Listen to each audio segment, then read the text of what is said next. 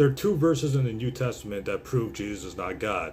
And it's Revelations chapter 3 verse 2 and Revelations chapter 3 verse 12. So Christians always say, well, Jesus is divine in the book of Revelations. But if you point to Revelations chapter 3 verse 12, Revelations chapter 3 verse 2 and Revelations chapter 3 verse 12, Jesus says, my God. So Jesus has a God over him.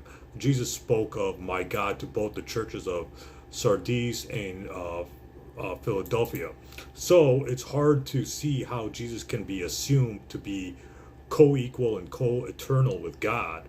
So the question really arises, how can Jesus be co-equal and co-eternal with God when he calls God my God? So that means Jesus has a God over him. So the New Testament simply means, what it says in Revelation chapter 2, Revelation chapter 3 verse 2 and Revelation chapter 3 verse 12, that God is indeed both our God and Jesus' God.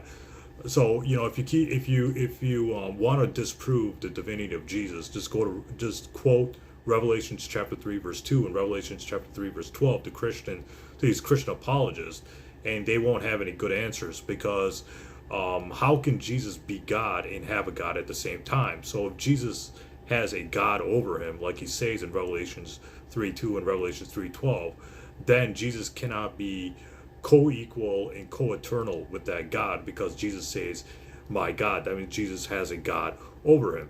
So Revelation chapter 3 verse 2 and Revelation chapter 3 verse 12 mean that God is indeed our God and Jesus' God. So we have the same God as Jesus. We read this in John chapter 20 verse 17, where Jesus tells Mary Magdalene, touch me not, for I have not ascended to my Father, but go on to my brethren and say to them, I ascend to my Father, your Father, my God, and your God. So this is one of the strongest proofs or strongest verses in the New Testament that there's no Trinity, that the Trinity doesn't exist. So notice how this event happened.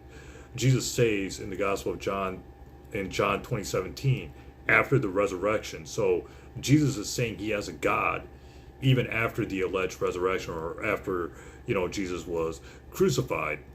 So Jesus always had a God. He had a God in the book of Revelation. He has a God in the Gospel of John, supposedly the most Christological out of all the Gospels.